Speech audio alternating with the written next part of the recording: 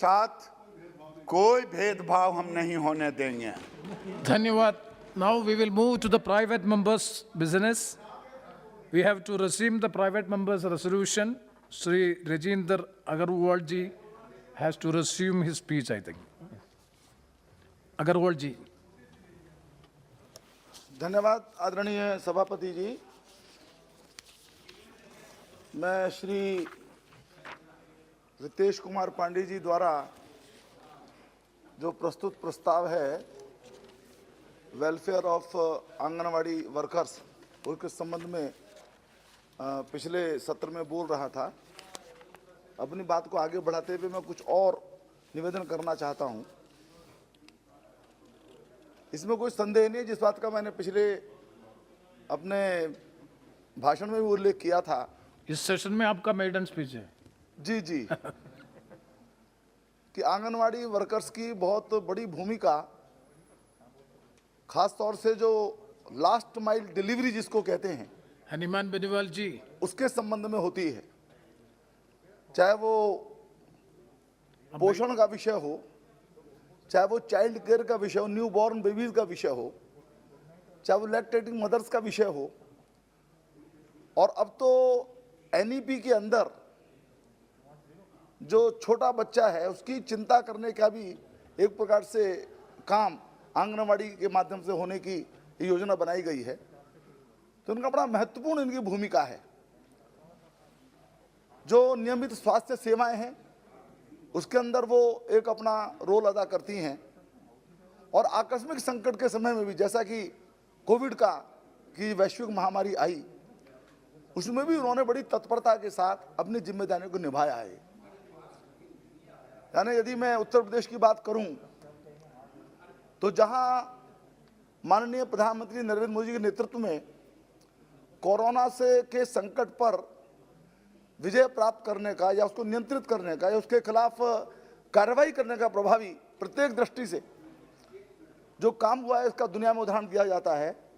उसी प्रकार से उत्तर प्रदेश के अंदर भी जिस प्रकार से हमारे मुख्यमंत्री योगी आदित्यनाथ जी के नेतृत्व में काम हुआ, वो पूरे देश के अंदर भी अनुकरणीय है, एक उदाहरण बना है। आईआईटी कानपुर ने उसके विषय में एक रिपोर्ट भी बना करके दी है, जो एक WHO ने उसकी तारीफ की है। और इस सारे काम के अंदर जो, जैसा मैंने कहा कि नियमित सेवाओं में भी और तात्कालिक दृष्टि से कोई समस्या पैदा होती है, कोविड जैसी हुई, उसमें भी आंगनवाड़ी वर्कर्स की बहुत भूमिका रही है। और सरकार ने भी इसको मान्य किया है, इसको रिकॉग्नाइज भी किया है, और उसी क्रम में अनेक प्रकार की जो उनको सुविधाएं हैं वो भी प्रदान करने का प्रयास सरकार ने किया है। ये विषय निश्चित रूप से स्वास्थ्य का, खासतौर से प्राइमरी हेल्थ केयर का विषय केंद्र सरकार और प्रदेश सरकार दोनों का रहता है। प्रदेश सरकार की भूमिका है, अलग अलग स्तर पर क्या क्या प्रदेश सरकारें करती हैं वो उनका विषय, और मैं यहाँ उसका उल्लेख मेरी उतनी जानकारी भी नहीं है प्रत्येक प्रदेश सरकार ने क्या किया है। लेकिन केंद्र सरकार के स्तर पर यदि हम देखें तो 2018 में भी पहले 3000 रुपये एक उनको ऑनरेरियम दिया जाता था, उसको 4500 माननीय नरेंद्र मोदी जी की सरकार ने किया। उनको थोड़ा सा एक आर्थिक दृष्टि से उसके सपोर्ट मिली। उनको जो किसी विशेष कोई कार्यक्रम किया, कोई उन्होंने सेवा प्रदान की, उसके लिए भी 500 रुपये अतिरिक्त देने की व्यवस्था की गई। और ये क्रम लगातार आप ये देखें कि उनके विषय में, उनकी समस्याओं के विषय में संवेदनशील होते हुए और उनके कार्य के महत्व को स्वीकार करते हुए इस प्रकार की सुविधाओं का विस्तार क्रमशः प्रत्येक समय में केंद्र की माननीय मोदी जी सरकार के द्वारा किया गया है। अभी जैसे जो हेल्थ वर्कर्स थे कोरोना के समय में, उसमें उनको लगभग 22.5 लाख ऐसे हेल्थ वर्कर्स हैं जिनको 50 लाख के बीमा की सुरक्षा प्रदान की गई थी। उसमें ये जो हमारी इनकी गिनती उसमें नहीं जोड़ी गई थी, तो हमारी सारी जो ये आंगनवाड़ी कार्यकर्ता हैं या आशा वर्कर्स भी हैं, उनको भी दायरे के अंदर लिया गया है। तो आज उनको 50 लाख का एक सुरक्षा बीमा उपलब्ध है काम करते समय, ये जैसे एक सुविधा दी गई है।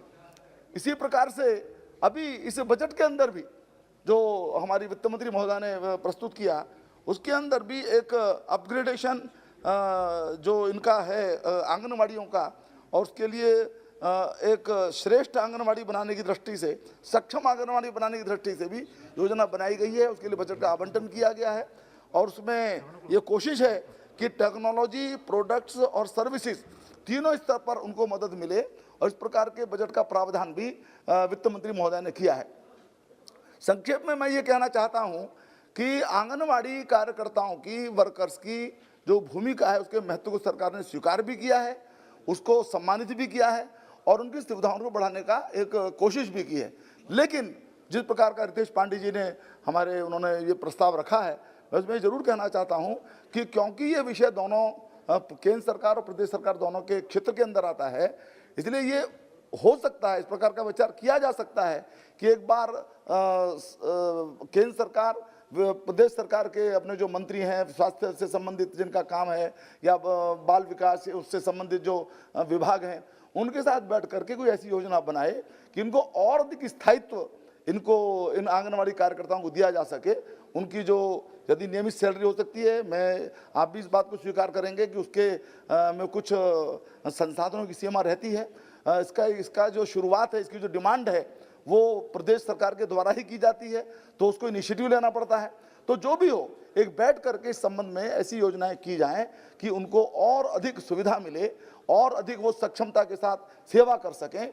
और अभी पिछले दिनों ये कोविड के कार्यकाल के अंदर ही उत्तर प्रदेश की सरकार ने उनको मोबाइल ऐप उनको दिए हैं, मोबाइल दिए हैं, जिससे वो बेहतर आंकड़े रख सकें, बच्चों के आंकड़े रख सकें, माओं के आंकड़े रख सकें, उनको ठीक प्रकार से सेवाएं प्रदान कर सकें। इस प्रकार की और भी जो सुविधाएं हैं वो दी जा सकती हैं।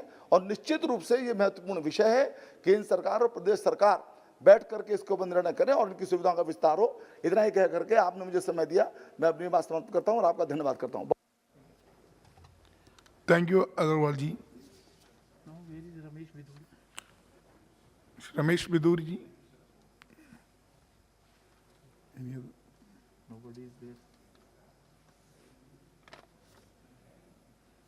कनकमल कटारा। कटारा।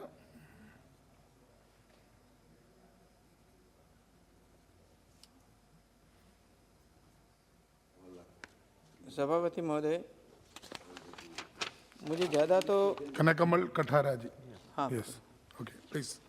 ज़्यादा तो मुझे कुछ कहना नहीं है, परंतु जिस तरह से आंगनवाड़ी कार्यकर्ताओं को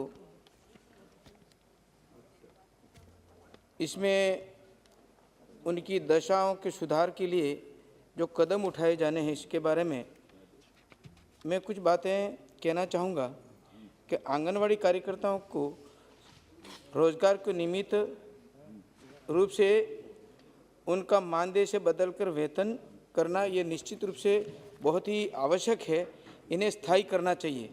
भुगतान समय पर नहीं होता है, सेवा का कार्य ज़्यादा है, मानदेय कम है, उन्हें स्थायी कर मानदेय बढ़ाने की आवश्यकता इसमें लगती है। क्योंकि आंगनवाड़ी कार्यकर्ता जहाँ पर जिस तरह की स्थिति में दूर दराज क्षेत्र में हमारा आदिवासी क्षेत्र है और वहाँ पर यहाँ पर आंगनवाड़ी केंद्र जो जर्जर अवस्था में है और इसके लिए नए भवन की राशि दे करके इसको बनाना चाहिए और समय पर भी उसका भुगतान होना चाहिए। दूर दराज क्षेत्र में कहीं किराए पे देते भी नहीं और किराए के मकान भी नहीं मिलते। ऐसी परिस्थिति में बहुत ही परेशानी रहती है, इसकी व्यवस्था होनी चाहिए। आंगनवाड़ी कार्यकर्ता का चयन यह जो करने की जो प्रक्रिया है, उचित समय पर चयन करना, नियमानुसार चयन नहीं होने से आंगनवाड़ी कार्यकर्ताओं को परेशानी रहती है, जिसे समयबद्ध प्रक्रिया के लिए प्रतिबद्ध करना चाहिए। धात्री माताओं एवं आंगनवाड़ी केंद्र गर्भवती माता, बच्चे और उनके वजन और पोषाहार की व्यवस्था सुचारू रूप नहीं हो रही है, उसे व्यवस्थित करना चाहिए। पोषाहार व्यवस्था सुचारू रूप के करने के लिए जिस प्रकार की परेशानियां उस क्षेत्र में आती हैं, पूरे देश में हैं, क्योंकि निचले स्तर पर उस आंगनवाड़ी कार्यकर्ता के लिए इतनी परेशानी होती है, इतने काम लाद दिए जाते हैं और बड़ी हैरानी सी महसूस करती है, जिसके कारण से उसकी व्यवस्था करना बहुत ज़रूरी है। मानदेय बहुत कम भी है और उनको स्थायी करने की आवश्यकता इस समय लगती है, क्योंकि वो यह कम मानदेय में इसलिए जो नौकरी करती है कि कम से कम यह मैं स्थायी रूप से यहाँ हो जाऊँगी और मेरे परिवार का पालन पोषण कर सकूँगी। इसी आशा के साथ में वो कम मानदेय में भी काम करती रहती है। तो मेरा निवेदन है कि इसमें इस प्रकार की ओर ध्यान दिया जाए और जिस तरह से शुद्ध पेयजल और जिस प्रकार की व्यवस्था होनी चाहिए उस आंगनवाड़ी सेंटर पे भी नहीं होता। और निश्चित रूप से जो मैं निवेदन करना चाहूँगा कि आंगनवाड़ी सेंटर बहुत उस क्षेत्र में जर्जर अवस्था में और नए बनाने की आवश्यकता, उसकी भी पूरी राशि अलॉटमेंट करके ये बनाना चाहिए, तभी जा कर के यह काम निश्चित रूप से होगा। और अधिकतर चयन प्रक्रिया में ये होता है जहाँ राजनीति के दबाव, जैसे साल भर और 1.5 साल 2 साल तक ये प्रक्रिया चलती रहे तो उस आंगनवाड़ी सेंटर चलता कैसे होगा। इसलिए कोई सरल प्रक्रिया बनाई जाए जिसके कारण से यह व्यवस्था सही ढंग से चल सके। बहुत बहुत धन्यवाद। Thank you. श्री रमेश बिदूरी जी। धन्यवाद माननीय उपसभापति महोदय जी। हमारे बीएसपी के मेंबर हैं, वो गायब हैं यहाँ पर। प्रदेश इस पांडे जी। प्रस्ताव को लेकर वो आए, उनको रहना चाहिए था मानवता के अनुसार, अगर वो सच्चे हितैषी आंगनवाड़ी वर्कर्स के थे। लेकिन कोई बात नहीं।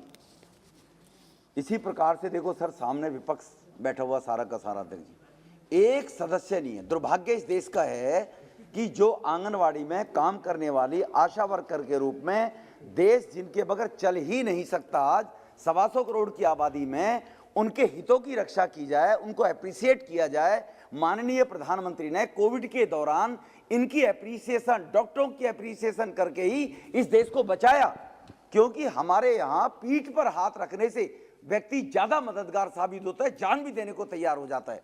और विपक्ष का एक भी सदस्य इस मुद्दे पर, इस सेंसिटिव इशू पर इस सभा से गायब है। इससे बड़ा शर्मनाक बात सर अध्यक्ष जी को हो ही नहीं सकती है इस देश की लोकतांत्रिक व्यवस्था के कारण से।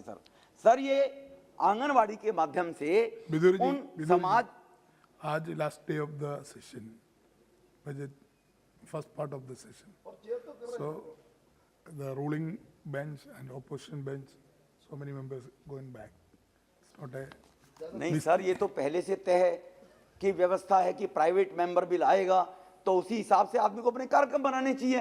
ये आज ही के दिन थोड़ी तय हो गया एकदम प्राइवेट मेंबर बिल शुक्रवार को, इससे पहले इतिहास में कभी आया नहीं। तो इसीलिए कर लिव दिस टॉपिक में तो एक आदमी की संवेदनशीलता, और इसीलिए देश की जनता को नेताओं के ऊपर से 75 साल में, पिछले में 70 साल में भरोसा ही उठ गया था, जो धीरे धीरे हमारे माननीय प्रधानमंत्री मोदी जी ने आज क्रेडिबिलिटी जमाई है और नेता के ऊपर लोगों ने विश्वास करना शुरू किया है। इन्हीं हरकतों को देखते हुए तो लोग फ्रस्ट्रेटेड हो गए नेताओं नगरी से लोगों से जी। खैर, मैं दूसरे विषय पर सर अध्यक्ष जी आना चाहता हूं। हमारे समाज के अंदर भारत जैसे बड़े देश में जिसकी पॉपुलेशन इतनी ज्यादा है और जिसका इंफ्रास्ट्रक्चर कुछ पहले से कम था और कुछ खा लिया गया घोटालों में, जो लंबे समय तक 60 साल में देश में घोटाले हुए, तो वो सुविधाएं उन गरीबों तक नहीं पहुंच पाती थी, जिनमें पहुंचाने के माध्यम से ये आंगनवाड़ी के माध्यम से ये 3 प्रकार के काम आंगनवाड़ी के माध्यम से ये हमारी बहनें करती हैं, जो बड़े लार्ज स्केल पर करती है। पहला तो ये कि बच्चा स्कूल जाने से पहले उसको एजुकेट किया जाए, 6 साल तक के बच्चे को, उसको पोषण उसका ठीक हो, न्यूट्रिशंस वगैरह, डाइट वगैरह उसको भली प्रकार से मिल सके, और उसका स्वास्थ्य अगर बच्चे का ठीक रहेगा तो अच्छा वो देश का नागरिक बनेगा, तो देश को आगे ले जाने के लिए वो काम करेगा। हमारे देश में गरीबी ज्यादा होने के कारण से, इंफ्रास्ट्रक्चर ज्यादा ना होने के कारण से, इस आंगनवाड़ी के साथ मैं ये जरूर बोलना चाहूंगा सरकार से कि इस प्राइवेट मेंबर के बिल में ये भी जोड़ लेना चाहिए कि जनसंख्या नियंत्रण कानून अनिवार्य है इस देश के अंदर, बहुत जरूरी है। उसके लाए बगैर इस देश की व्यवस्था आगे बढ़ नहीं सकती है। अगर ये आंगनवाड़ी आशा वर्कर ना हो तो जो कोलैप्स इंफ्रास्ट्रक्चर और सेवाओं का हो जाए वो हमारे देश में संभाला नहीं जा सकता है। इसीलिए 2021 में, हालांकि ये आंगनवाड़ी व्यवस्था 1975 में प्रारंभ की गई थी सोशल जस्टिस मंत्रालय के माध्यम से, लेकिन 2021 में हमारे देश के हमारे प्रधानमंत्री जी ने ऐसे 27 राज्य जो बहुत ही पिछड़े हुए, वो यूपी के, मध्य प्रदेश, बिहार, राजस्थान, उड़ीसा, आंध्र प्रदेश के मोस्ट बैकवर्ड डिस्ट्रिक्ट थे, जहां पर सड़कें होना तो बहुत बड़ी बात है, अगर गर्भावस्था के दौरान उस बहन को कहीं कोई किसी प्रकार की हेल्थ की इंफ्रास्ट्रक्चर की आवश्यकता हो और एजुकेशन है ही नहीं, एजुकेशन ना होने के कारण से क्या सावधानी बरतनी चाहिए, क्या प्रिकॉशंस दी जानी चाहिए, ये गरीब गांवों के उन माता बहनों को कहां से जानकारी होती है, वो उनको जानकारी नहीं होती थी। जहां इन आंगनवाड़ी के माध्यम से उनको उनके खाने के लिए उनके पोषण, पका हुआ दूध, सब्जियां, तेल, खाद्य तेल जो होता है, मीठा, ऐसे अनेकों प्रकार की उनके गर्भावस्था के टाइम में जो डाइट दी जाए, जो इन आंगनवाड़ी के माध्यम से सामाजिक कल्याण मंत्रालय के माध्यम से की जाती है, जिससे वो अगर स्वस्थ बहनें रहें और उनके स्वस्थ रहने के कारण से उनको वो सर्विस जो प्रोवाइड करने का काम करती है वो आंगनवाड़ी वर्कर ही सर्विस करती है। क्योंकि इसमें एक और उनके देश के उन गरीब लोगों के सम्मान और एजुकेशन के लिए सबसे बड़ी बात क्या है कि आंगनवाड़ी जो वर्कर होती है वो लोकल होती है। लोकल होने के कारण से वो भाषा अच्छी प्रकार से गरीब माता बहन उसकी भाषा को समझ सकते हैं।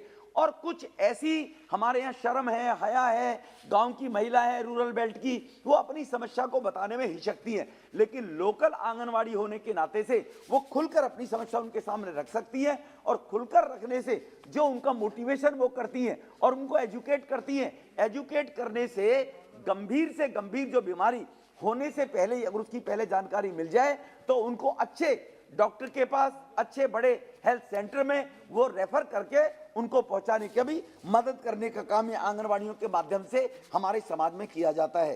ये काउंसलिंग के माध्यम से आज जो आंगनवाड़ियों के माध्यम से घरों में, पहले तो देख जी इसमें काउंसलिंग के माध्यम से ओल्ड जो थे हमारे वृद्ध लोग, उनको एजुकेशन स्टार्टिंग अर्लियर डेज में तो गांव में घरों में जाकर 20-30 परिवारों में, क्योंकि गांव में अनपढ़ता ज्यादा थी इसलिए एजुकेशन का काम भी आंगनवाड़ियों के माध्यम से ही किया जाता था। लेकिन अब समय के बदलाव आने के कारण से अब जो बच्चे पैदा होते हैं गर्भावस्था के दौरान, बच्चे के पैदा होने से पूर्व उन बहनों की इस प्रकार की चिंता हो कि वो पोलियोग्रस्त ना हो, उनको खसरे जैसी बच्चे को बीमारी ना हो जाए, बच्चा और कुपोषण के रूप में ना पैदा हो, उससे पहले उनको इंजेक्शन लगवाने का काम माता बहनों का, उनको एजुकेशन काउंसलिंग देने का काम ये आंगनवाड़ी की सभी बहनें इनके माध्यम से ये काम उनके वहां से किया जाता है। घर घर जाकर आंगनवाड़ी माध्यम से ही वो उनके स्वास्थ्य को ठीक रहने से, फैमिली प्लानिंग के बारे में भी कि हमारा परिवार आगे कैसे बढ़ सकता है, कैसे चल सकता है,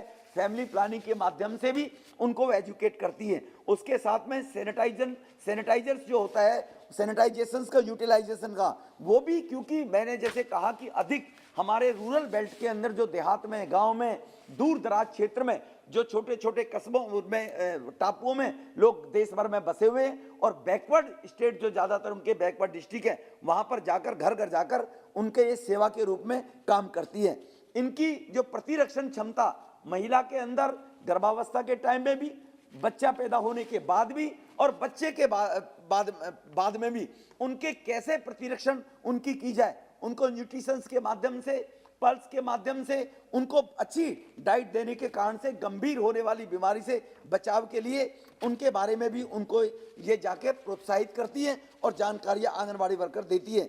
ये उनके परिवारों को भी कहीं रूढ़िवादी विचारधारा के कारण से परिवारों में आज भी वो व्यवस्था देश में, अगर हम बिहार, उड़ीसा, मध्य प्रदेश ऐसे राज्यों में चले जाएं जो पिछड़े राज्य हैं, वहां पर आज भी लोग अंधविश्वासी बातों पर विश्वास करते हुए, झाड़ फूक की स्थिति में जाते हुए उन डॉक्टरों से, जो लोकल डॉक्टर है, उनसे भी ज्यादा अच्छा काम करने का काम ये आंगनवाड़ी की बहनें करती है। और इनके करने के कारण से ही आज जो हमारे लगभग 2 मिलियन अगर आंगनवाड़ी कहीं मोटिवेशन का काम, सेवा का काम देश के अंदर कर रही है, तो जो नीति आयोग के भी आंकड़े उनके अनुसार भी निकल कर आया कि 7 करोड़ माता बहनों, बच्चों, परिवारों को ये काउंसलिंग देकर उनका जीवन बचाने का काम करती है। केवल 2 मिलियन अगर आंगनवाड़ी भी काम कर रही है, इतनी तेजी के साथ में ये काम करती है। इनके काम करने के साथ साथ जो बेसिक हेल्थ सर्विसेज है, इन आंगनवाड़ियों के माध्यम से ही, इनके माध्यम से ही उनकी जो 6 साल से छोटा बच्चा है उसकी जांच समय समय पर हो जाए, उनको फूड डाइट देने के बाद क्वार्टरली आज उनकी जांच करने का काम माननीय प्रधानमंत्री जी ने से कहा, सभी सांसदों से माननीय प्रधानमंत्री जी ने कहा कि मनुष्य को अपनी मनुष्यता प्रदर्शित करने के लिए सेवा के कार्य करने चाहिए। हम ही सभी सांसदों को उन्होंने कई बार इस बात के लिए कहा कि हम सब लोगों को हर गली मोहल्ले में जाकर इस प्रकार के छोटे बच्चों में कंपटीशन कराने चाहिए कि किसका बच्चा सबसे ज्यादा स्वस्थ है, किसका बच्चा, अगर हम एक बच्चे को कहीं ना कहीं मोटिवेशन करने के बाद ये हेल्थ सेक्टर के डॉक्टर से, आंगनवाड़ियों के माध्यम से वहां पर कैंप लगाकर उनको ये हम काउंसलिंग करें और ये कंपटीशन कराएं, तो किसी परिवार को अगर वहां पर हम उस परिवार को इंसेंटिव देंगे तो और भी परिवार के लोग इसमें आगे इन इंसेंटिव को देखते हुए माता बहनें सोचेंगी मैं भी अपने बच्चे की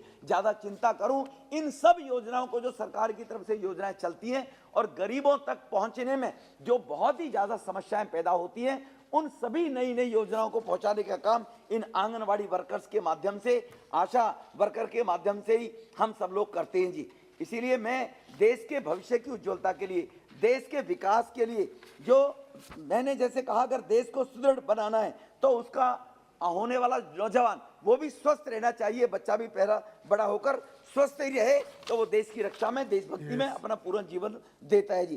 देश की बढ़ती जनसंख्या को इतना संभालना आसान भी नहीं है सर, लेकिन अब समाज के अंदर ये एक अहम हिस्सा बन चुकी है। आंगनवाड़ी जो वर्कर हैं अहम हिस्सा बन चुकी है। आज इनके बगैर सिस्टम को चलाना बहुत मुश्किल है। अभी स्थानीय होने के कारण से भी ये कोरोना जैसी बीमारी फैली। इस कोरोना बीमारी में राजनीतिक कुछ लोगों ने अनेकों प्रकार के भ्रम फैलाने के काम किए। कोई बयानबाजी कर रहा है ये वैक्सीनेशन लग जाएगी तो आप नपुंसक हो जाएंगे, कोई कह रहा है ये तो वैक्सीन किसी एक व्यक्ति मोदी साहब की वैक्सीन है, इसको लगाओगे तो अपने फायदे के लिए। उन लोगों का गरीबों की जान बचाने का कोई भी ध्येय नहीं था। उनका ध्येय था कि देश के अंदर ज्यादा से ज्यादा जाकर मौतें हों तो सरकार बदनाम हो, सरकार बदनाम हो तो हम सत्ता पर बैठ जाएं। अगर ये काम भी इन विपरीत परिस्थितियों में अपनी जान में जोखिम में डालकर अगर काम करने का काम किया तो आंगनवाड़ी की कर्मचारियों ने, वर्कर्स ने किया। जाकर जैसे मैंने पहले कहा था कि लोकल होने के कारण से, स्थानीय होने के कारण से उनकी अपनी भाषा को वो अपनी भाषा में समझा सकती हैं। हमारे देश में अलग प्रकार, अलग प्रांत में अलग प्रकार की भाषाएं हैं, उस भाषा के माध्यम से उनको वो समझा सकती हैं। तो कोविड में भी जो मेजर रोल अगर पार्टिसिपेशन के रूप में किया है तो आशा वर्कर और आंगनवाड़ी वर्करों ने ही अपना योगदान देकर किया था।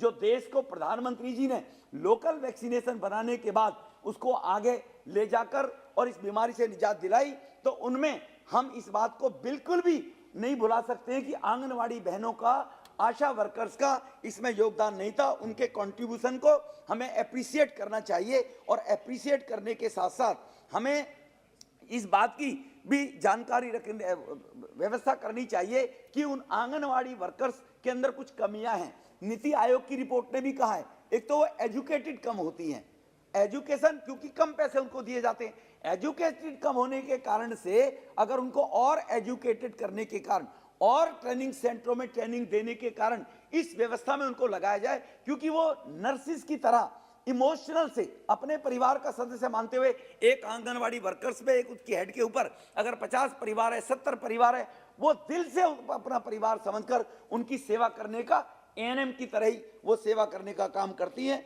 जिससे कोविड के जो मैंने एग्जाम्पल दिया है उसमें बगैर किसी राजनीतिक, अलग अलग प्रकार की राज्यों में सरकारें थी, अलग अलग विचार के लोग थे, अलग अलग राजनीतिक दल थे, लेकिन ये मामला चाहे सेंटर से चल रहा हो और चाहे राज्यों में वो काम कर रही हो, क्योंकि आंगनवाड़ियों का संचालन तो राज्य सरकारों के द्वारा किया जाता है। योजना भले ही सेंटर की है, पैसा भले ही सेंटर से जाता है, सारा पैसा, लेकिन उसके बाद भी संचालन का काम राज्य सरकार का होता है। तो राज्य सरकार के अंदर भी बेईमानी होने के बावजूद भी टीएमसी जैसी सरकार जो बंगाल में शासन कर रही है, उनको केवल शासन प्राप्त करने के अलावा और कुछ सुझाव ही नहीं, सूझता ही नहीं है। सबसे कम अगर वैक्सीनेशन हुआ था तो बंगाल में हुआ, और अगर ये आंगनवाड़ी ना होती तो बंगाल में इससे भी ज्यादा स्थिति बिगड़ सकती थी। जो बिगाड़ने का वहां की मुख्यमंत्री ने काम किया था, केवल उनका ध्येय मैं दोबारा दोहराना चाहता हूं कि यही था कि इमरजेंसी ज्यादा हो जाए, मौतें ज्यादा हो जाए, तो 2 मिनट में सर खत्म करता हूं। इमरजेंसी मौतें ज्यादा हो जाए तो उनके कारण से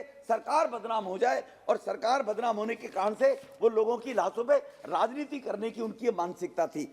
इनमें जो इनकी समस्या, जैसे मैंने पहले कहा कि उनको ट्रेनिंग होनी चाहिए, उनको एजुकेशन दी जानी चाहिए। एजुकेशन के आधार पर ही उन बहनों को अगर हम एजुकेशन देंगे तो अच्छी जाके उन और गरीब परिवारों की और माता बहनों की वो काउंसलिंग और अच्छी प्रकार से कर सकती है। ये मैं आपके माध्यम से निवेदन करना चाहता हूं। जैसे नीति आयोग ने अपनी सिफारिश में कहा था, उसको राज्य सरकारों को इस बात पे ध्यान देना चाहिए कि जो केंद्र सरकार के माध्यम से फंड और पैसा जाता है, जो 2021 में माननीय प्रधानमंत्री मोदी जी ने इसको और आगे बढ़ाने के लिए और सुविधा देने के लिए और छोटी से छोटी आवश्यकता की पूर्ति की जो चीजें हैं समाज के गरीब लोगों की, उनको पहुंचाने का भली प्रकार से काम किया जा सके और गरीब तक जो योजनाएं हैं, जो हमारे एक प्रधानमंत्री जी ने पहले कहा था कि 1 रुपया हम सरकार केंद्र से गरीब के लिए भेजते हैं और वो 15 पैसे पहुंचते हैं, 85 पैसे रास्ते में खा लिए जाते हैं। तो क्योंकि वो लोगों में जानकारी, अवेयरनेस होती नहीं है,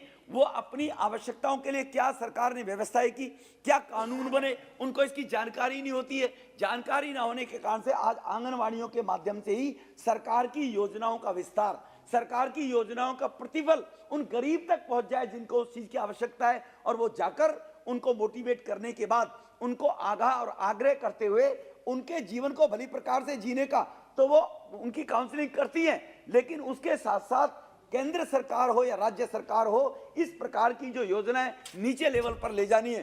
पल्स पोलियो की जब दवाई देश के अंदर हमारे भारतीय जनता पार्टी की जब दिल्ली में सरकार होती थी 95 में, डॉक्टर हर्षवर्धन जी लेकर आए थे। आज पल्स पोलियो मुक्त अगर भारत हो गया है, तो पल्स पोलियो लगाने के दौरान भी छोटे से छोटे बच्चे को, 1 साल 6 महीने के बच्चे को घर घर जाकर उनको मोटिवेट करने। उस टाइम भी ये लोगों में भ्रम था, छोटा बच्चा है, 3 महीने का है, 4 महीने का है, पोलियो की हम ड्रॉप देंगे। तो उनके अंदर भी अगर विश्वास उन माताओं के अंदर पैदा करने का काम किया था, तो ये आंगनवाड़ी वर्कर्स ने और आशा वर्कर्स ने वो विश्वास पैदा किया था। और आज हम गर्व के साथ में कह सकते हैं कि भारत पोलियो मुक्त भारत है हमारा। तो अगर ये हुआ है तो आंगनवाड़ी वर्कर्स के माध्यम से ही, क्योंकि जो हेल्थ सेंटर हमारे शहरों में हैं, कस्बों में हैं, उन हेल्थ सेंटरों के अंदर जो अधिकारी परमानेंट जॉब लेकर काम कर रहे हैं, मैं ये नहीं कह रहा उनकी मानसिकता ठीक नहीं है, लेकिन लोग ये समझ लेते हैं कभी कभी कि मेरी 8 घंटे की ड्यूटी है, मुझे इतनी तनख्वाह मिलती है, मेरा काम कंप्लीट हो गया।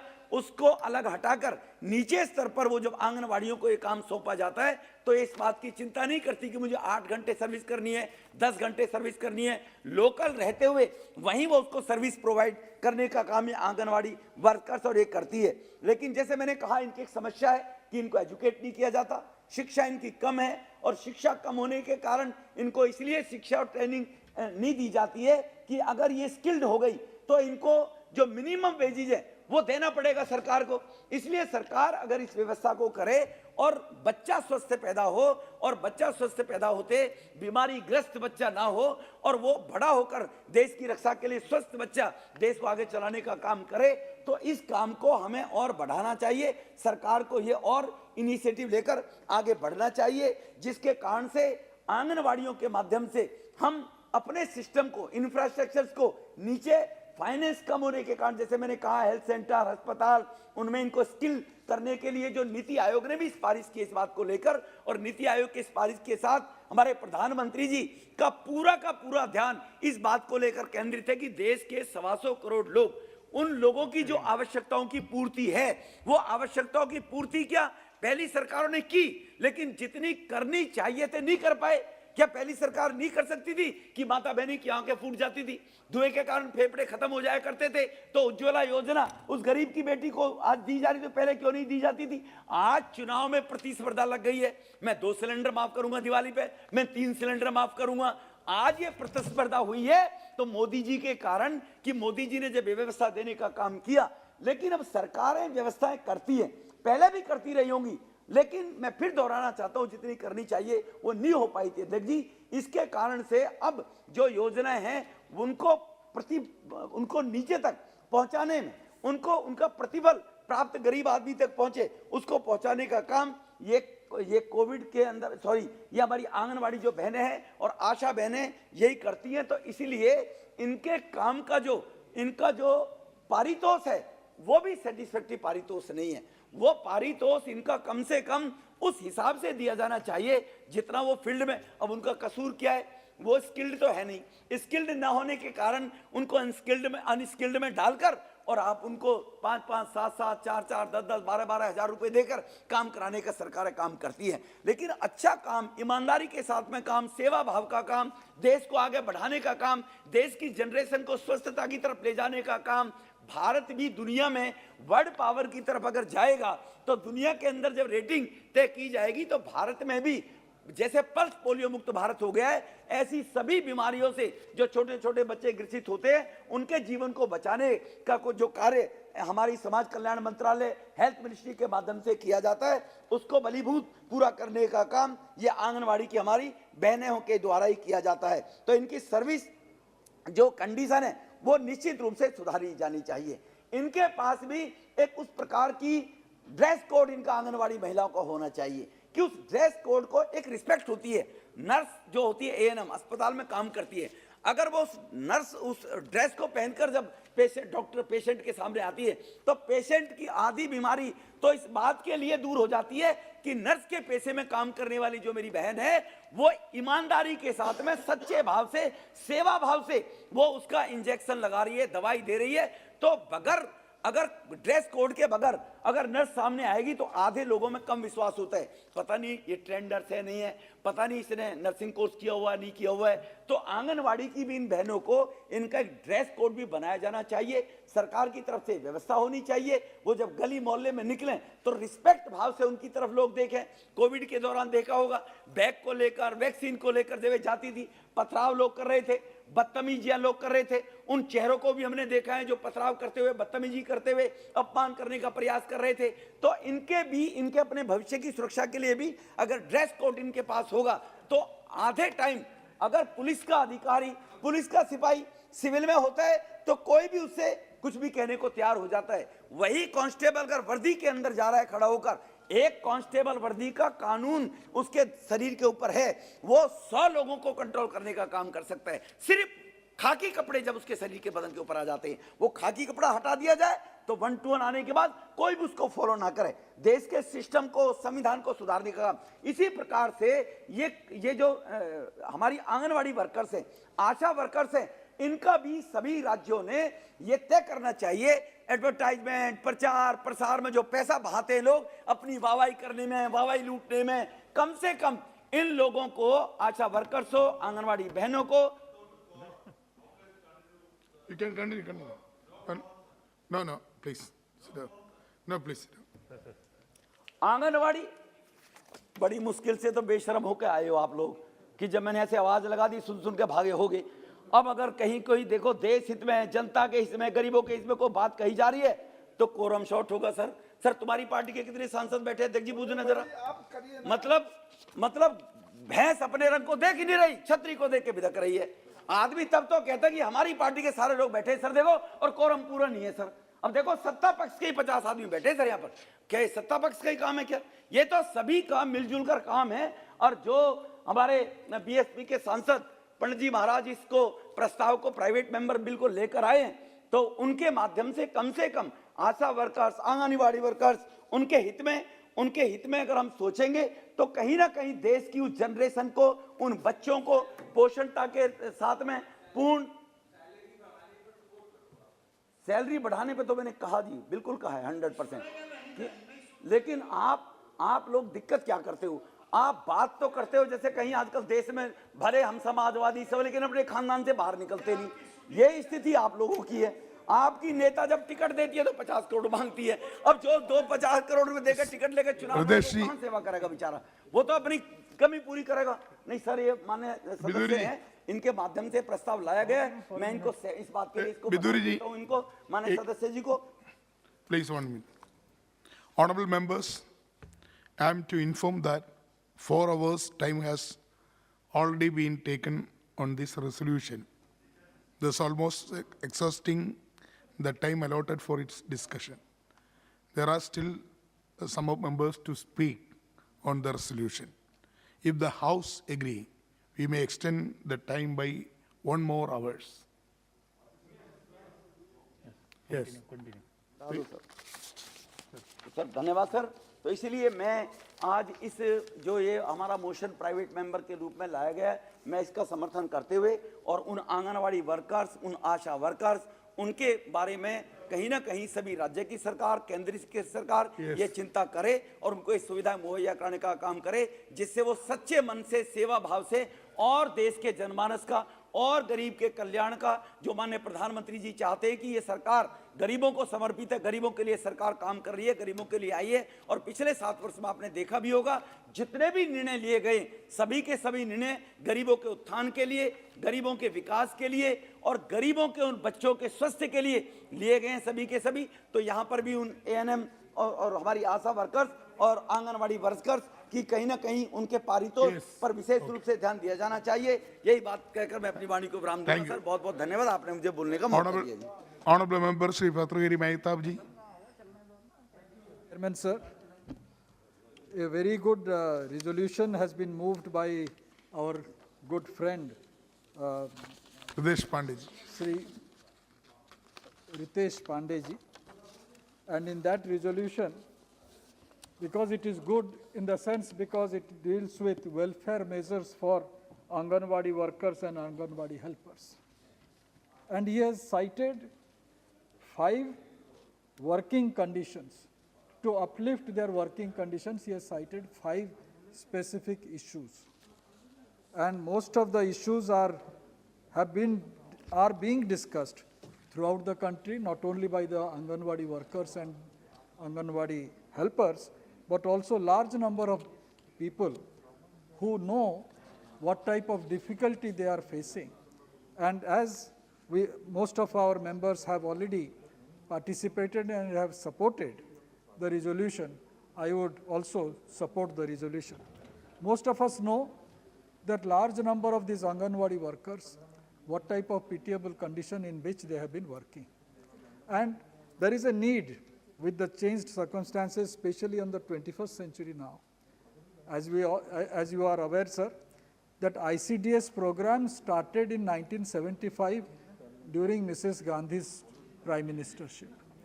And since then, means that 25 years and this 21 years, it is around 46 years now that India is having this type of program of ICDS. Anganwadi workers and helpers are a part of that which were added subsequently. But providing portion or nutritious food to the undernourished children was something that was started in 1975. Of course, that was started by her during her prime ministership, keeping United Nations commitment, where India was a signatory. And that's how in India it started in most of the districts, especially I would say in my state, or in a state like Jharkhand of today, or state like Chhattisgarh of today. Most of the tribal pockets of the country, it has become a boon, because providing nutritious food to the tribal children was actually a great challenge for us. Even today, I would say, as most of our parliament members of Lok Sabha, they preside over the Disha meeting, and also you preside over another committee which deals with the health services in your district. And you get a figure that how many maternal mortality rate in your district, what is the child mortality rate in your district. And from there I try to find out that why this number is there and where from these families are.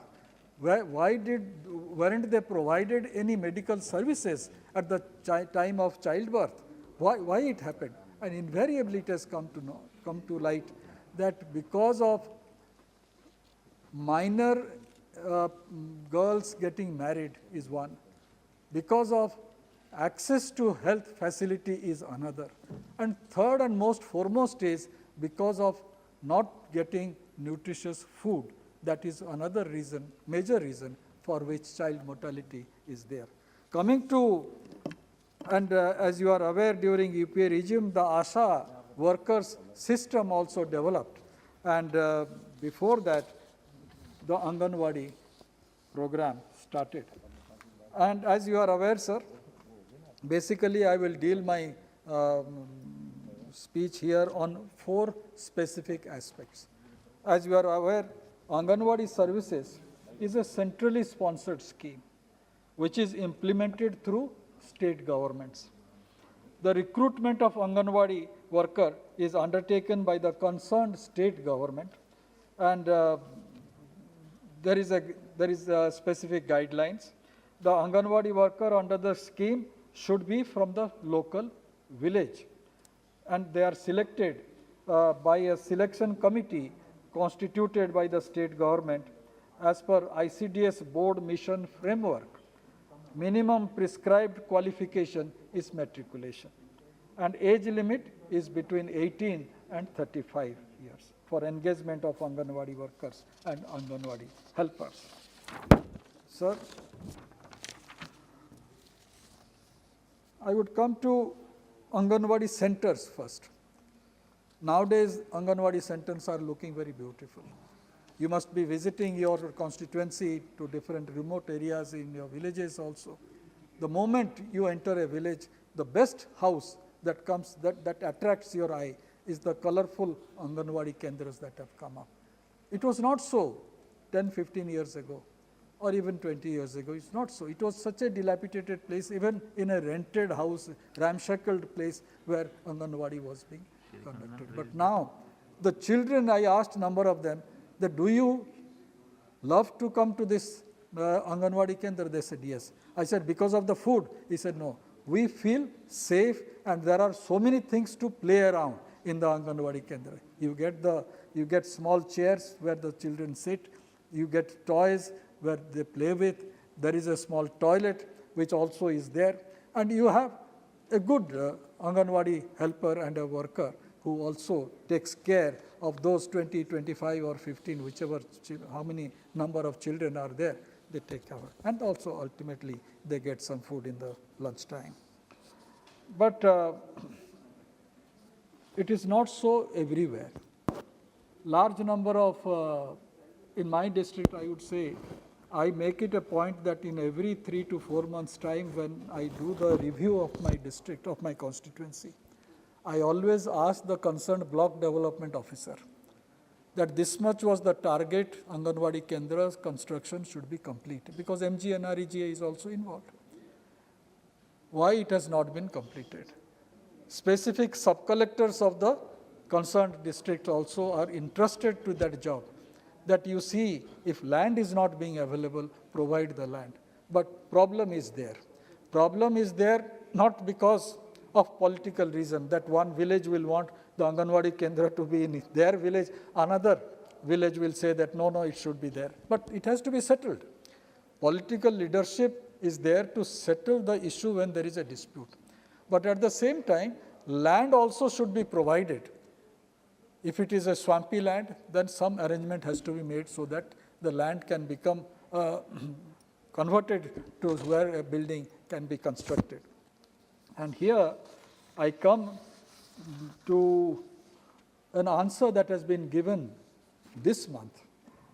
Why this month? It is today, on 11th February 2022, relating to the issue relating to the state to which Mr. Ritesh Pandey, the mover of this resolution, belongs to, that is Uttar Pradesh. The question was, district-wise number of Anganwadi Kendras in state of Uttar Pradesh which do not have their own building. That number is here. And here, Anganwadi centers not having own building comes to around 1,47,725. This is in 75 districts. And in Varanasi itself, it is 3,424. I would not talk about Mr. Ritesh Pandey's district because the whole list is there. And it is in today's answer sheet. The government has provided how many Anganwadi Kendras are not having their own building. Government is providing the funds. State government is to construct it. And concerned district administration's onus lies with the district administration and the block development officer of that Panchayat Samiti or that block development officer who has to construct these buildings. If it is not there, I think the onus lies on us as a public representative to see where the problem lies. Because this is something, this is an investment which is being made by the nation, not by the government alone. This is an investment which is made by the nation for the future of this country, for the children of this country. As it is always said, child is the father of man. So in that respect, I would say greater stress also should be made on construction of these buildings. And there are rented places also. But it is better when you have a house, a Kendra, Anganwadi Kendra on its own land. And I invariably have been house-shaping for this. let the Anganwadi Kendra be nearer to the lower primary school. So a child who is taken by the mother or by some relatives to the Anganwadi Kendra, the child develops that mentality that here is my Anganwadi Kendra and next I will go to the primary school. And so that fear of going to a school will go away if he goes to a play school as it is being developed. Anganwadi Kendra is being developed as a play school. He goes next year to the school there. Coming to the budget, because budget has been placed very recently. The ministry has received an allocation of 25,172 crores, 72.28 crores, which is a 3% increase from last year's budgetary estimate of 24,435 crores. So far, so good. Yes, there is a 3% increase. But I think our mover of the resolution, Mr. Ritesh Pandey, is very good in mathematics. But the total expenditure,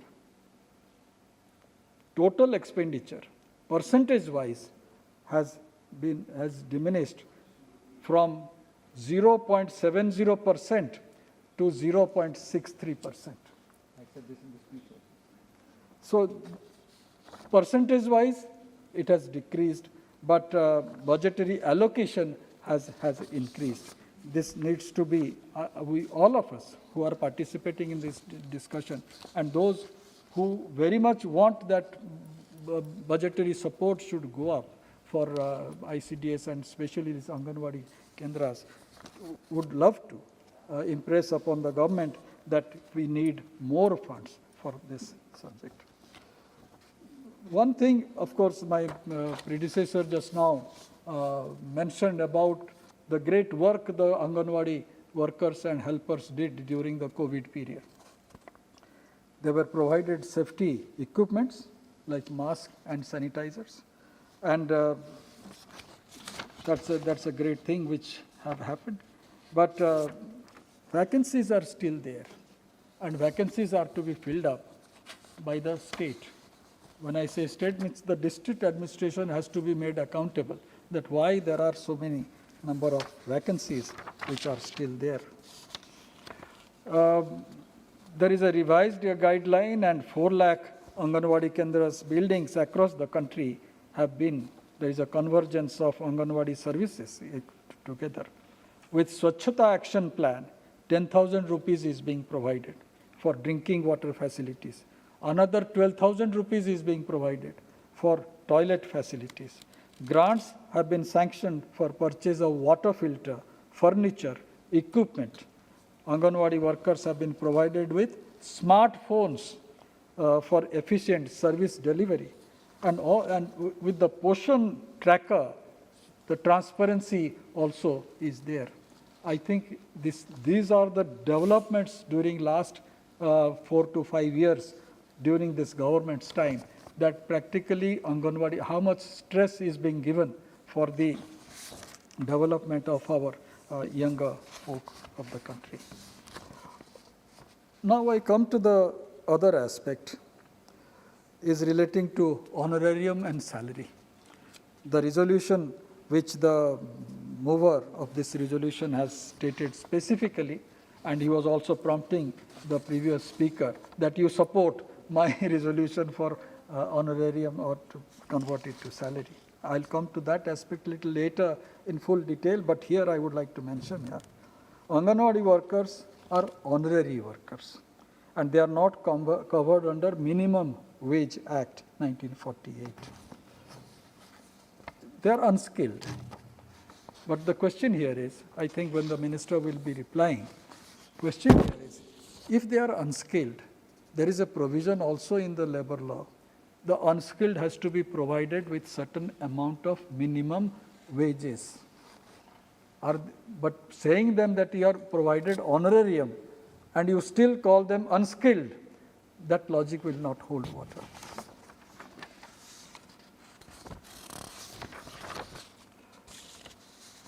Recently, I would say in near past, Honorable Supreme Court of India, in a ruling in a civil appeal, State of Karnataka versus Amrebi and others, has held that Anganwadi workers, helpers do not hold any civil post. Saying this as civil post, I think everybody would understand that they cannot be government employee. But there is a very small distinction between a worker and an employee. And I'll come to that aspect, what is the view of our standing committee on labor, textile and skill development have stated while deliberating on labor code, which we deliberated, of course, in this house. I would say, when I was talking about there is shortage of Anganwadi workers, the sanctioned post, if I say in taking all the 36, including the union territory into view, it is 13,99,697. This is the sanctioned post of Anganwadi workers in the country. And in position is 13,26,982. So there is a shortfall, 99 minus 26, in roughly will be how much one can calculate. This needs to be filled up. Of course, when we talk about Anganwadi workers and Anganwadi helpers, especially during the COVID period, as we are undergoing now, witnessing now, number of packages have been provided by the government. Pradhan Mantri Garib Kalyan package, insurance scheme for healthcare workers. Similarly, they are also covered under Pradhan Mantri Jeevan Bima Yojana, that is a life coverage of 2 lakhs. There is Pradhan Mantri Suraksha Bima Yojana, 2 lakhs. Anganwadi Karyakarti Bima Yojana, that's a life cover. Pradhan Mantri Shram Yogi Man Dhan pension scheme for the unorganized sector. This is invariably for all the unorganized sector. And there is an assured pension of 3,000 per month through this scheme. These schemes are there, but how many of Anganwadi workers and helpers have actually availed this? That thing also needs to be looked into. Respective state governments have to look into this aspect. And many state governments have their own pension and insurance schemes other than the union government having it. But I think it is necessary that this type of support have be provided to Anganwadi workers. Lastly, I would say,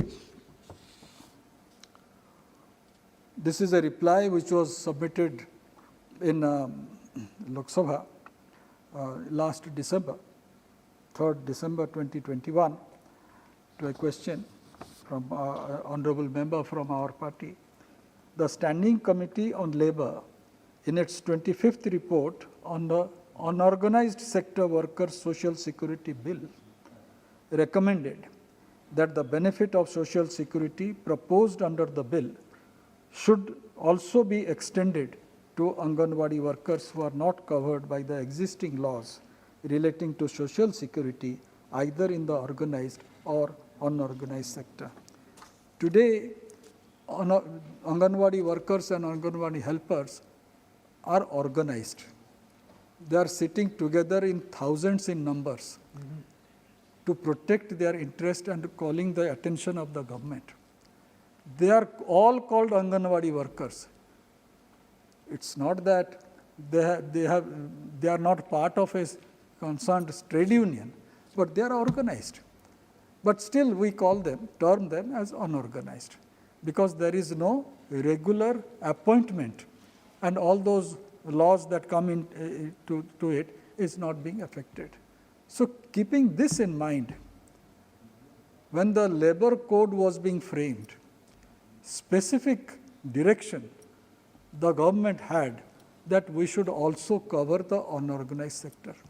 What is the position in our country? For last so many years, since 19th century when the Industrial Revolution started, the concept of organized labor force came into being. When trade unions started working, that time organized labor was only confined to, even today, it is only confined to industry. And that percentage is not more than 8 crores in our country. Little up or down might be, but it is not than 8 crores. The unorganized sector is more than 48 crores in our country. And I would not be at fault to say this, that most of the trade unions in our country always vouchsafe and plead for the organized workers. Be it bank, be it industry, be it anywhere, it's for the organized sector. Very rarely trade unions come out and declare something for the interest of unorganized sector. I would credit this government for the first time. They said unorganized sector also should be covered under the labor code. And our Standing Committee on Labor, while deliberating on social security, there were a number of laws earlier, we codified it. In our report, I happen to be the chairman of that committee. So in that report, we brought in the gig workers. They are not employed by anyone. They work for specific purpose. The platform workers, they are not employed, but they earn and they work. So they are all in the unorganized sector. Similarly, we had recommended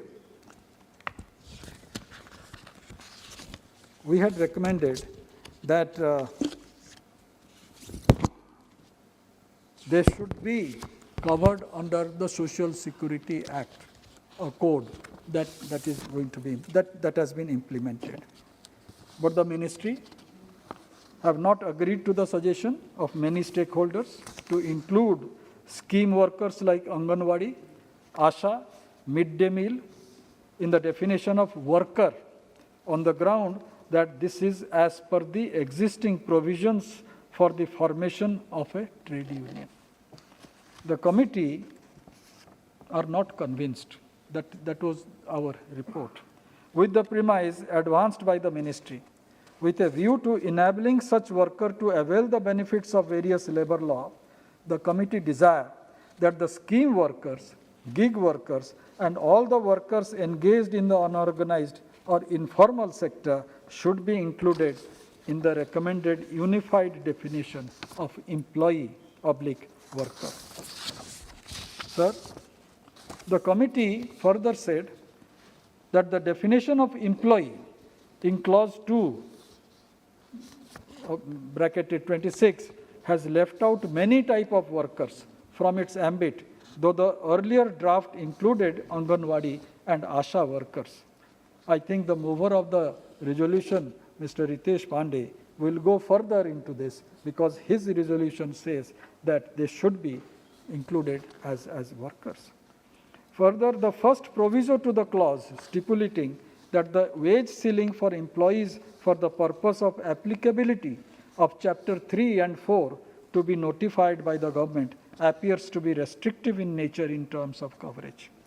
Moreover, the prescribed low wage ceiling of 15,000 for EPF and 21,000 for ESIC would exclude many informal workers in the formal sector from the ambit of EPF and ESIC benefits. Are we providing this type of support? Provident Fund and ESIC to the workers? Can't we do it? If the salary, if the remuneration or the honorarium is 4,500 today, the minimum wage itself, if that is applicable, which is the law of the land, it will definitely allow them to get at least 15,000 rupees per month. But that is not being provided. So the committee had said that we are not convinced with ministry's clarification that provisions for determining wage threshold by central government for EPFO and ESIC through subordinate legislation is as per the existing practice. I need not go into further details, though it was more scathing in our report. But I would only say that, yes, you may say that Anganwadi workers and helpers are working in a very part-time basis. It's not an 8-hour job. You may say that, but is it a part-time? the worker or helper who is looking after 20 to 25 or 30 children looks after them throughout the day. It's not that at the Anganwadi Kendra, she just looks after them. Even when the child falls ill, that Anganwadi worker is always referred to. The helper is always referred to because she feeds the child for some time. And these parents of these children, they are illiterate, most of them. They are workers, daily wage earners. And so in that respect, I think it is necessary. It was a great thing that the central government is providing some support to the Anganwadi workers. But it is now necessary that along with providing many things, including smartphone to them, at least they should get a reasonable amount of money so that they can sustain themselves. One peculiar thing had happened in my constituency. Once I went, while traveling in the constituency in some panchayats, I found that Anganwadi worker was absent. I said, what happened? He said, that girl got married and went to another panchayat. And in that panchayat, she was not allowed to work as an Anganwadi worker. So in this panchayat, they have to select a person. So the CDPO had to convene, there is a long process that how a Anganwadi worker has to be selected. But this also brings to light, to my mind, how many CDPOs we have in position today. If you take I think Minister of State for Social Justice and Empowerment is also present here. Please find out and tell us. Which are the states which do not have adequate CDPOs or in full strength in their state? And which are the districts where CDPOs are not there? Because they are in charge of looking after the functioning of the Anganwadi workers and helpers. With these words, I support the resolution that our friend Mr. Ritesh Pandey has moved fully, all the 5 resolutions. Thank you. Thank you. Honorable Member Shri Imtiaz Jalil ji. Thank you अध्यक्ष महोदय जी। जितने भी सम्मानीय सदस्यों ने इस बारे में बोला है, तकरीबन सभी मेंबर्स की वही मांग है और मैं भी हमारे सम्मानीय सदस्य रितेश जी ने जो रेजोल्यूशन मूव किया है, मैं उसका पूरी तरह से समर्थन करता हूं। एक लोक प्रतिनिधि होने की हैसियत से जब भी कोई आंगनवाड़ी सेविका, आंगनवाड़ी वर्कर या आशा वर्कर से मुलाकात होती है तो वो यही बात कहती है कि हमारे लिए कुछ करिए। उसे ऐसा लगता है कि हम लोक प्रतिनिधि हैं तो बड़ी उम्मीदें हैं और मेरी ज़िंदगी में अगर कुछ बदलाव आ सकता है तो आप कर सकते हैं। ये अलग बात है कि इसके अंदर कितनी सच्चाई है, हम यहाँ पर बोल कर तो जाते हैं। आज जब हम बोलेंगे तो पूरी दिल से बोलेंगे और बहुत उम्मीद करेंगे, क्योंकि ये जितना भी ये सदन है, हम अलग अलग राजनीतिक पार्टियों से आते होंगे, लेकिन हकीकत ये है कि हमने मौत को बहुत करीब से देखा है। कोरोना के पीरियड के अंदर कौन अमीर था, कौन गरीब था, कितना बलवान था, किस राजनीतिक पार्टी, किस जाति, किस धर्म का था, कोई मायने नहीं रखा। मौत आई और सबको लेकर चली गई। ये तो हम खुशनसीब है कि हम जिंदा रह गए और अब हमारा ये दायित्व है कि जो लोग मौत के करीब जा रहे हैं उनको कैसे ज़िंदा रखा जाए करके। आंगनवाड़ी आशा वर्कर्स 1975 के अंदर उस वक्त की प्रधानमंत्री इंदिरा गांधी के दौर में ये शुरू हुई थी। 38 स्कीम्स इसके ज़रिए चलाए जाते थे और उस वक्त जब ये स्कीम शुरू हुई थी तो एक आंगनवाड़ी सेविका को महज 225 रुपये ऑनोरेरियम के तौर के ऊपर 1975 के अंदर दिए जाते थे। करीब करीब हम 50 साल आ गए हैं। मेहनत उनकी इतनी ज़्यादा होने के बावजूद भी आज एक आंगनवाड़ी, एक आशा वर्कर कितना पैसा कमाती है, ये हम सब के लिए बहुत ही शर्म की बात होनी चाहिए। क्योंकि इस मुल्क के अंदर, ये इसके अंदर राजनीति नहीं कर रहा हूँ मैं, लेकिन हम स्मारक बनाने के ऊपर, हम पुतले बनाने के ऊपर हम हज़ारों करोड़ रुपया खर्च करते हैं। ये जो आंगनवाड़ी सेविकाएं हैं, ये क्या काम कर रही है? 2020 के अंदर एक स्टोरी आई थी महाराष्ट्र के एक आंगनवाड़ी वर्कर की, जिसने सबको हिलाकर रख दिया था कि उस आंगनवाड़ी वर्कर जो महिला थी, उसकी तड़प ऐसी थी कि वो नंदुरबार से एक गांव को पहुंचने के लिए खुद कश्ती में बैठती थी, 18 किलोमीटर खुद वो सफ़र करती थी। आज भी उसका वीडियो YouTube के अंदर आपको देखने को मिलेगा।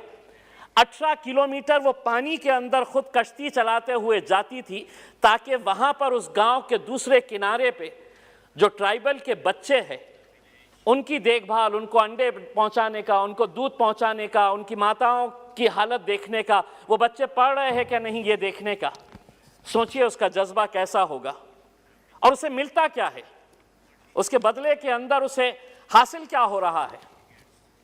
आज आंगनवाड़ी वर्कर्स की अगर हम पगार अगर हम देखेंगे, तो सैलरी देखेंगे, हम तो सांसद हैं, अपनी पगार बढ़ाना है तो हम एक झटके के अंदर बढ़ा सकते हैं और हज़ारों रुपये से बढ़ा सकते हैं। इनकी सैलरीज क्या है? मैं मेरे महाराष्ट्र के हद तक की बात करता हूँ। आंगनवाड़ी वर्कर को कितना पैसा दिया जाता है? तो 8,500 जो मेन आंगनवाड़ी वर्कर है, जो आंगनवाड़ी वर्कर मिनी जिसे कहा जाता है, उसको सैलरी दी जाती है 4,500 रुपये, और जो दूसरी है उसे महज 5,000 रुपये। तो आंगनवाड़ी वर्कर्स की अगर हम सैलरी देखेंगे तो वो 4,500 रुपये से 8,000 रुपये, सुबह 8 बजे से लेकर दोपहर में 3 बजे तक काम करना, और काम करना भी ऐसा कि उन्हें पूरा प्रोग्राम दिया हुआ होता है। वो घर पर बैठ नहीं सकती है, क्योंकि जितना काम करेगी उतना पैसा मिलेगा। अब मेरा ये कहना है, अगर यही महिला अगर मजदूरी करने निकलती है, अगर बांधकाम के ऊपर जाकर वो सिर्फ मिट्टी उठाने का काम करती है, वो ईंटें यहाँ से वहाँ पहुँचाने का अगर काम करती है, तो उसे कम से कम रोज़ के 400 रुपये से 600 रुपये मिलते हैं, यानी कि महीना उसे 12,000 रुपये से लेकर 16,000 रुपये उसकी कमाई हो सकती है। लेकिन आज अगर इतनी सारी महिलाएं इस जज्बे के साथ आ रही है कि मैं एक सेवा का काम करने के लिए जा रही हूं, मैं बच्चों को जिंदा रखने का काम करने के लिए जा रही हूं, और हम उसे महज 4,000, 5,000, 6,000 रुपये दे रहे हैं, तो कहीं ना कहीं हम सिर्फ उस सेविका के साथ नहीं, हम ये बता रहे हैं कि जितने बच्चे अपनी अगर उनकी किस्मत है वो जी लिए तो जी लिए, जो मर गए तो मर गए। हम इस हिसाब से उनको दे रहे हैं कि हम तो तुमको बुला रहे हैं, हम इतना पैसा देंगे और तुम ये काम करना है करो। आज जब ये सदन शुरू हो रहा था, अध्यक्ष महोदय, मैंने जिला परिषद के कुछ अधिकारियों को बुलाया इसका एक रिव्यू लेने के लिए कि आखिर में क्या है करके। मैंने एक अधिकारी से पूछा कि हमारे ज़िले के अंदर चाइल्ड मॉर्टेलिटी क्या है करके, तो उसका तुरंत जवाब था बहुत कम है। मैंने कहा मदर मॉर्टेलिटी कितनी है, जो प्रेगनेंसी के दौरान बच्चा पैदा करते वक्त या प्रेगनेंसी के दौरान मर जाती है? तो उसने मुझे आंकड़ा बताया और उसने कहा कि बहुत कम है। तो मेरा जवाब उसको ये था कि अगर एक भी अगर मरता है, एक बच्चा भी अगर पैदा होकर मरता है, या एक माँ भी अगर प्रेगनेंसी के दौरान अगर मरती है, तो वो हमारे लिए उसके लिए हम उसके लिए दोषी है। परसेंटेज कम हो रहा है। हम पिछले टाइम हमारे पास 50 महिला मरी थी, अब 40 मर रही है। पिछले टाइम 100 बच्चे मर रहे थे, अब 80 मर रहे हैं, उनकी जान जा रही है। मेरे हिसाब से एक एक बच्चे के लिए आज मैं केरला गवर्नमेंट का, पौंडीचेरी गवर्नमेंट का और गोवा की गवर्नमेंट का, जब हमने ये हिसाब लगाया कि महाराष्ट्र इतना प्रगतिशील राज्य होने के बावजूद क्या वजह है कि आप इतना कम पैसा दे रहे हैं, तो हमको पता चला कि केरला ने सुओ मोटो इन आंगनवाड़ी वर्कर्स की पगार, इनकी सैलरी बढ़ाकर 15,000 रुपये कर दी है। पौंडीचेरी और गोवा सबसे ज्यादा पैसे देता है आंगनवाड़ियों को। महाराष्ट्र सरकार की क्या ऐसी दुविधा है कि वो पैसा एक अच्छे काम के लिए नहीं दे सकते हैं? और कितना मांग रहे हैं? अगर उनको 5,000 रुपये है, तो क्या हम उन्हें 10,000 रुपये पगार नहीं दे सकते हैं? आज उन्हें हम क्यों सिर्फ एक ऑनरेरियम के तौर के ऊपर दिया जा रहा है? क्यों नहीं जिस तरह मेहता साहब ने बताया है कि उनको हम एक परमानेंट एम्प्लॉय के तौर के ऊपर देखते हैं, कि ताकि उन्हें कम से कम मिनिमम वेजेस एक्ट के हिसाब से उनको सैलरी दी जा सकती है। और वो काम ऐसा नहीं कर रहे हैं। आज वो गांव के अंदर जाते हैं। मैं तो ये कहूँगा, मैं सरकार से ये कहूँगा और पूरी ईमानदारी के साथ ये कहूँगा, मेहनत हमारी आंगनवाड़ी वर्कर्स कर रही है, मेहनत हमारी आशा वर्कर्स कर रही है, लेकिन आप अपनी पीठ थपथपा रहे हैं।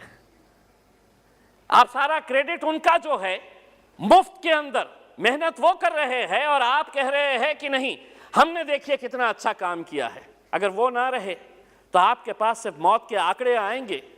ये जाती है महिलाएं जाकर बताती है कि क्या होना चाहिए, क्या नहीं होना चाहिए करके, चाहे वो डिलीवरी का रिकॉर्ड्स मेंटेन करना हो, चाहे ऐसे बहुत सारे कोविड की दवाइयां हो। आज वैक्सीनेशन सबसे ज्यादा अगर गांव के अंदर हुआ है तो आप तो कितने गर्व से आकर ये कहते हैं। हेल्थ मिनिस्टर हमारे महाराष्ट्र से आती है। मैडम, आप भी अच्छी तरह से जानते हैं कि उनकी हालत क्या है, उनकी पीड़ा क्या है, आप भी अच्छी तरह से समझते हैं। और एक महिला होने के हैसियत से ये तो आपकी जिम्मेदारी है। हमें बोलने की जरूरत नहीं होनी चाहिए। हमें बोलने की जरूरत इसलिए नहीं होनी चाहिए कि यहां पर इस सदन के अंदर, चाहे वो सत्ता में बैठे हुए हो या विपक्ष के अंदर बैठे हुए हैं, उनकी पीड़ा आप अच्छी तरह से समझ सकते हैं, उनकी तकलीफें क्या है आप अच्छी तरह से समझ सकते हैं। लेकिन जानकर भी अगर आप अनजान बने रहना चाहते हैं तो इसके लिए कौन दोषी है? मैं आपसे हाथ जोड़कर यह अनुरोध करना चाहूंगा कि एक बहुत जिम्मेदारी का काम ये लोग कर रहे हैं। अगर हम इन्हें थोड़ा सा और सहारा अगर हम दे देते हैं तो मेरे हिसाब से एक बहुत अच्छा काम जो है वो हो जाएगा। मैं मैडम आपको ये बताना चाहता हूं कि पिछले साल सारे मराठी चैनल्स के ऊपर एक खबर आई थी कि आंगनवाड़ी सेविकाएं जितनी भी है उनको सरकार ने, महाराष्ट्र सरकार ने मोबाइल फोन दिया था, वो चलता ही नहीं था। तो 1 लाख महिला आंगनवाड़ी जो सेविकाएं थी, उन्होंने ये तय किया कि हमको ये मोबाइल फोन नहीं चाहिए, या आप रख लीजिएगा करके। यानी कि सोचिए कि उसके अंदर भी भ्रष्टाचार, कि आप एक अच्छा काम करने के लिए, एक महिला गांव-गांव घूम रही है, काम करने के लिए जा रही है, और वो फोन जो दिया गया वो फोन ही नहीं चलता था। तो 1 लाख आंगनवाड़ी सेविकाओं ने ये तय किया कि अब हम ये वापस कर देंगे करके, और उन्होंने वापस करने का फैसला लिया है। मेरा सरकार से यही अनुरोध है। मैं सबसे पहले तो इस मामले के अंदर हमारे सम्मानीय सदस्य रितेश जी का बहुत बहुत धन्यवाद अदा करता हूं कि एक ऐसे लोगों की आवाज़ उन्होंने इस सदन तक पहुंचाई है। देखिए, मैं आपको बताना चाहता हूं कि जो आंगनवाड़ी जो सेविकाएं हैं उनकी एक यूनियन है, वो यूनियन ने एक मिनट सिर्फ, आंगनवाड़ी कर्मचारी यूनियन के लीडर्स ने हमारे फाइनेंस मिनिस्टर आदरणीय निर्मला सीतारमण जी से मुलाकात की सितंबर 2021 के अंदर, और उनसे यह अनुरोध किया कि आने वाले बजट के अंदर हमारे बारे में कुछ सोचा जाए करके। उन्होंने women and child development minister केंद्र सरकार की, उनसे भी मुलाकात की, और उन्हें क्या मिला बदले में? वो इंतजार करते रही कि अब बजट आएगा, उसके अंदर कुछ ना कुछ हमको मिलेगा। तो उन्हें क्या मिला? तो सिर्फ आश्वासन मिला। और यही आश्वासन के ऊपर वो कितने सालों से काम कर रही है कि नहीं, आज नहीं तो कल मेरे भी अच्छे दिन आएंगे। क्योंकि मेरे वजीर आजम ने कहा है कि सबके अच्छे दिन आएंगे, तो आंगनवाड़ी वालों के भी, हमारी बहनों के भी अच्छे दिन आए। यही उम्मीद करते हैं और सरकार से अनुरोध करते हैं कि इसके बारे में कुछ ना कुछ फैसला लीजिएगा। उनके घर भी है, उनको खुद को भी बारे में सोचना है। वो दूसरों के बारे में सोचकर बाहर निकलती है, उनके बारे में सोचने की जिम्मेदारी हम सब की है, पूरे सदन की है। बहुत बहुत धन्यवाद। ऑनरेबल मेंबर गुमेन सिंह दामोर जी। धन्यवाद सभापति महोदय, आपने मुझे आंगनवाड़ी कार्यकर्ता और हमारी आंगनवाड़ी सहायिका बहनों के कल्याण के संबंध में बोलने का अवसर दिया। मैं आपको बताना चाहता हूं कि आंगनवाड़ियां विशेषकर जो हमारे गरीब क्षेत्र हैं उनमें आशा और विकास का केंद्र है। हमारे जो गरीब परिवार हैं, उन गरीब परिवार के बच्चों को हमारी आंगनवाड़ी एक प्रकार से उनके विकास के लिए हर प्रकार के कार्य करती हैं। हमारे देश के यशस्वी प्रधानमंत्री परम आदरणीय मोदी जी ने हमारे देश के सभी सांसदों और सभी समाज सेवियों से आह्वान किया कि हम आंगनवाड़ियों को गोद लें। और मुझे ये कहते हुए खुशी है कि हमारे मध्य प्रदेश के कई ज़िलों में आंगनवाड़ियों को गोद लेने की एक होड़ सी लगी है और उसका जो फ़ायदा है वो हमारे जो नन्हे मुन्ने बच्चे हैं उनको मिलेगा। आंगनवाड़ी गोद लेने से ये होगा कि हम जाएंगे आंगनवाड़ी में और हम ये देखेंगे कि हमारे बच्चों का स्वास्थ्य कैसा है, उनकी देखभाल कैसी हो रही है, उनको भोजन कैसा मिल रहा है। और अगर हमारा कोई जन्मदिन या खुशी का त्योहार ऐसा मौका आता है तो हम हमारा जन्मदिन या खुशी का मौका उन बच्चों के साथ मनाएंगे। जहाँ तक इस बिल में जो बिंदु उठाए हैं, मैं मानता हूँ कि पांडे जी ने बहुत ही महत्वपूर्ण बिंदु उठाए हैं। आंगनवाड़ी कार्यकर्ता और हमारी सहायिका बहनें का जो दर्जा है वो मैं ऐसा मानता हूँ कि हमारी जो प्ले स्कूल होता है, जो हमारी नर्सरी के स्कूल होते हैं, उनके शिक्षकों के समान होना चाहिए, या जो हमारी प्राथमिक शालाएं हैं उनके शिक्षकों के समान होना चाहिए। आज हमारा आने वाला कल या हमारे आने वाले कल के भारत के नागरिक इन्हीं कार्यकर्ताओं और सहायिका बहनों के माध्यम से बड़े किए जाते हैं। जब तक उनकी सुरक्षा नहीं होगी, उनको ये भरोसा नहीं होगा कि उनका जीवन सुरक्षित है, सेवानिवृत्ति के बाद उनको भी किसी प्रकार की परेशानी नहीं आएगी, तो मैं समझता हूँ कि ऐसा होने की दिशा में वो बहुत अच्छे से काम करेंगी। और आंगनवाड़ी में जो बच्चे आ रहे हैं उन बच्चों की देखभाल भी बहुत अच्छे तरीके से होगी। मैं आपके माध्यम से भारत सरकार की हमारी मंत्री बहन स्मृति ईरानी को भी धन्यवाद देना चाहता हूं कि उन्होंने आंगनवाड़ियों को मजबूत करने की दृष्टि से हर प्रकार के कार्य किए जा रहे हैं। जैसा कि आप जानते हैं, जो हमारे गरीब ज़िले हैं, इन गरीब ज़िलों में सबसे बड़ी समस्या है कुपोषण की, और इन आंगनवाड़ियों को कुपोषण मिटाने का जिम्मेदारी दी है।